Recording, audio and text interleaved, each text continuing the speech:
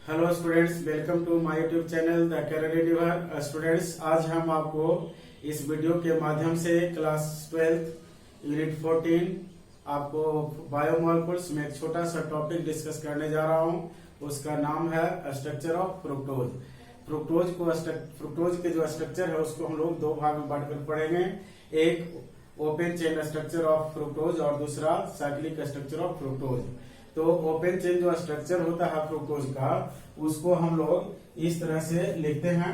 अब इसमें कीटोन आपको सीनियर ग्रुप है, इसलिए इसमें हम लोग नंबरिंग करते हैं 1 2 3 4 5 और 6। अब ध्यान देना है कि फ्रुक्टोज में ये जो 3 कार्बन नंबर जो है और 4th कार्बन नंबर है और ये 5th जो कार्बन नंबर है वो आपको कायरल है। दैट मीन्स फ्रुक्टोज में अगर कायरल कार्बन की संख्या पूछे तो आप इसको बताएंगे 3। अब ध्यान देना है आपको कि फ्रुक्टोज में कीटोन जो ग्रुप होता है वो सेकेंड कार्बन एटम पर होता है, ये आपको ध्यान रखना है। अब आप देखें कि इसका फिशर प्रोजेक्शन फॉर्मूला जब हम लोग लिखते हैं तो जो कायरल कार्बन, पहले हम लोग क्या करते हैं कि जो कार्बन एटम होते हैं चेन में उसको वर्टिकली लिख देते हैं। तो देखें 1 2 3 4 5 6।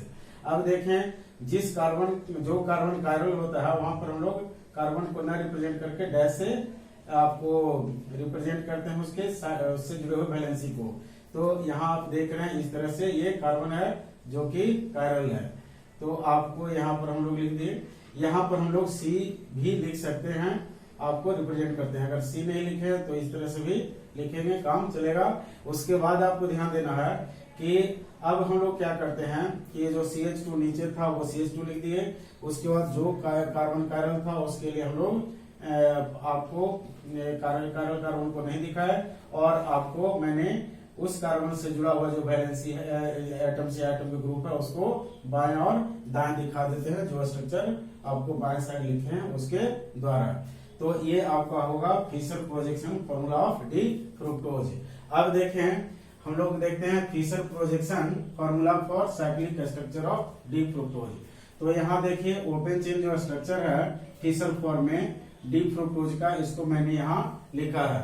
अब आपको ध्यान देना है कि ये कैसे आपको साइक्लिक स्ट्रक्चर में चेंज होता है।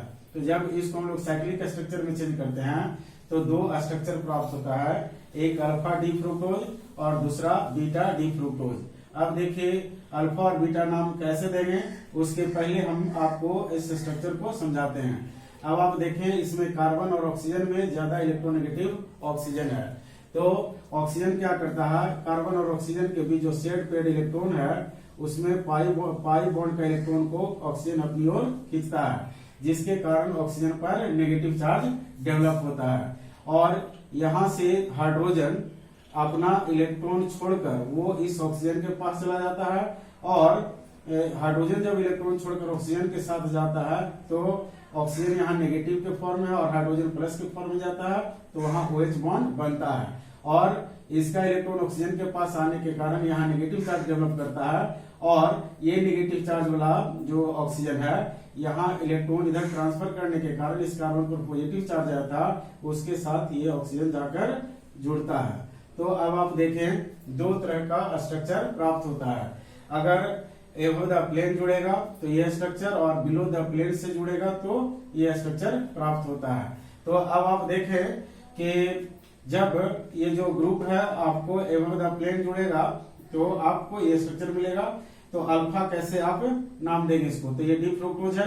तो डी फ्रुक्टोज में ये आपका कार्बन नंबर हो गया 1 2 3 4 और 5, ये 6।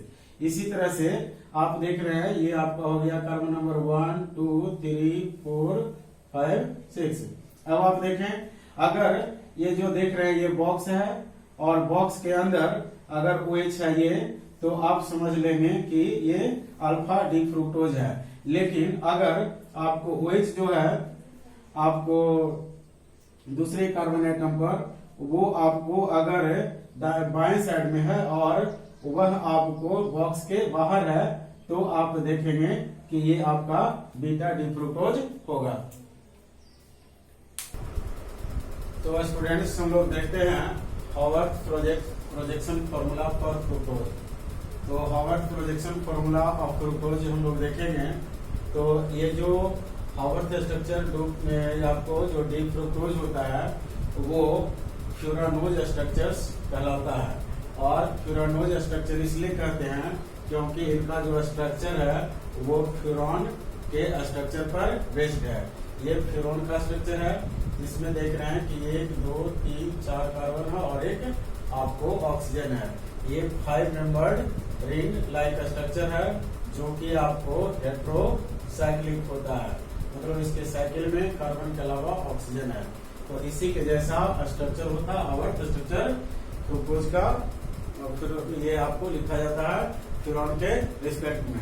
तो अब आपको देखना है, ध्यान देना है कि ये जो हावर्थ प्रोजेक्शन फॉर्मूला फ्रुक्टोज का लिखना है वो जब लिखेंगे तो यहाँ 2 फॉर्म आएगा, एक अल्फा डी फ्रुक्टोफ्यूरानोज, जिसको कि हम लोग अल्फा डी फ्रुक्टोनोज ये फ्रुक्टोज के नाम से जानते हैं, या अल्फा डी फ्रुक्टोफ्यूरानोज के नाम से जानते हैं।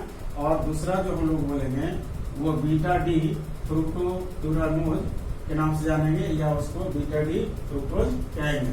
तो अब आप देखिए, सबसे पहले इसमें देखना होगा फ्रुक्टोज का ओपन चेन स्ट्रक्चर, जिसको मैंने यहाँ पर फिशर प्रोजेक्शन फॉर्मूला जो अभी आपको मैंने बताया था उसको लिखा। उसके बाद ये जो ओपन चेन स्ट्रक्चर है उसको हम लोग लिखेंगे साइक्लिक स्ट्रक्चर में। तो साइक्लिक स्ट्रक्चर में मैंने बताया था कि इस तरह से लिखते हैं, इसका मैकेनिज्म समझाया था और बताया था कि आपको सेकंड कार्बन पर अगर OH दाहिने साइड में हो और बॉक्स के अंदर हो तो उसका हम लोग नाम देंगे अल्फा डी फ्रुक्टोज, या इसको हम लोग अल्फा डी फ्रुक्टोफ्यूरानोज कह सकते हैं। अब आप देखें कि इसमें देखे थे कि डी फ्रुक्टोज जो था ओपन चेन था तो उसमें पैरेलल कार्बन की संख्या मात्र 3 था। तो ये आपको ध्यान देना है, यहाँ पैरेलल कार्बन मात्र 3 होता है। लेकिन जब हम लोग साइक्लिक स्ट्रक्चर में लिखते हैं तो साइक्लिक स्ट्रक्चर में आप देख रहे हैं अल्फा डी फ्रुक्टोफ्यूरानोज या अल्फा डी फ्रुक्टोज।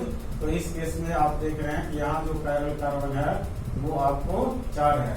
और अल्फा डी क्यों नाम देते हैं, तो जब आपको देखना है कि कार्बन जो पोजीशन है, तो जैसे आप देखें कार्बन नंबर 1 हो गया, 2 3 4 और 5 और ये 6। सेकेंड कार्बन पर OH राइट साइड में है और ये जो साइक्लिक का स्ट्रक्चर है बॉक्स के अंदर है, इसलिए इसको हम लोग अल्फा डी फ्रुक्टोफ्यूरानोज कहते हैं। इसमें पैरेलल कार्बन की संख्या 4 होगा। लेकिन अगर हम लोग OH जो सेकेंड कार्बन पर था उसको हम लोग अगर बाएं साइड में लिखते हैं तो इसको हम लोग अल्फा डी फ्रुक्टोफ्यूरानोज कहते हैं। तो इस कंडीशन में आप देखेंगे कि जो OH है सेकेंड कार्बन एटम पर वो बॉक्स से बाहर है। तो ये बात आपको ध्यान में रखना है। अब स्टूडेंट्स, हम लोग फिशर प्रोजेक्शन जो फॉर्मूला है फ्रुक्टोज का, उसी के द्वारा हम लोग हावर्थ प्रोजेक्शन फॉर्मूला लिखते हैं। तो हावर्थ प्रोजेक्शन फॉर्मूला लिखा जाता है जिसमें रेफरेंस कंपाउंड हमारा फ्यूरोन होता है, जो 5 मेंबर्ड रिंग के जैसा होता है। तो 5 मेंबर्ड रिंग लिखे, ये जो हेट्रोसाइक्लिक है इस तरह से पहले आप बना लीजिए। फिर आप क्या कीजिए, ये जो दूसरा कार्बन एटम है उसके साथ CH2 अगर ऊपर जोड़ते हैं और OH नीचे, दैट मीन्स यहाँ पर आप देख रहे हैं दूसरे कार्बन, तो ये आपका कार्बन फर्स्ट है। तो ये वाला कार्बन फर्स्ट है, इसको ऊपर लिख दिए। और जो आपका बॉक्स के अंदर राइट पोजीशन में है उसको अगर आप OH नीचे लिखते हैं और देखिए तीसरे कार्बन एटम पर OH आपको बाएं साइड में है, तो बाएं साइड वाला को हम लोग ऊपर लिखेंगे और ये दाएं साइड में है उसको नीचे। उसी तरह से चौथा पोजीशन में देख रहे हैं OH दाहिने साइड में है तो उसको हम लोग नीचे लिखेंगे और H को जो बाएं साइड में है ऊपर। उसके बाद यहाँ जो आप देख रहे हैं वो H है, उसको हम लोग नीचे लिखे और ये कार्बन को रिप्रेजेंट कर रहा है और CH2 OH को ऊपर लिखेंगे। तो आप देख रहे हैं इसका नंबरिंग हो गया। आप यहाँ से आप नंबरिंग देखें तो ये है 1, उसके बाद ये आपका हो गया 2, ये 3 4 5 6। तो आपको सिंपली ध्यान रखना है कि सेकेंड कार्बन एटम पर OH अगर आपको नीचे है तो उसको हम लोग अल्फा डी फ्रुक्टोफ्यूरानोज कहेंगे या अल्फा डी फ्रुक्टोज कहेंगे। ये आपको साइक्लिक स्ट्रक्चर में हावर्थ प्रोजेक्शन फॉर्मूला है आपका डी फ्रुक्टोज का। अब देखें दूसरा हम लोग इसको लिखे तो अगर ये जो सेकेंड कार्बन पर OH है उसको अगर आप ऊपर में लिखते हैं और ये जो CH2OH है उसको नीचे लिखते हैं, बाकी जो भी स्ट्रक्चर आपको ऊपर है वही कंडीशन नीचे छोड़ देंगे।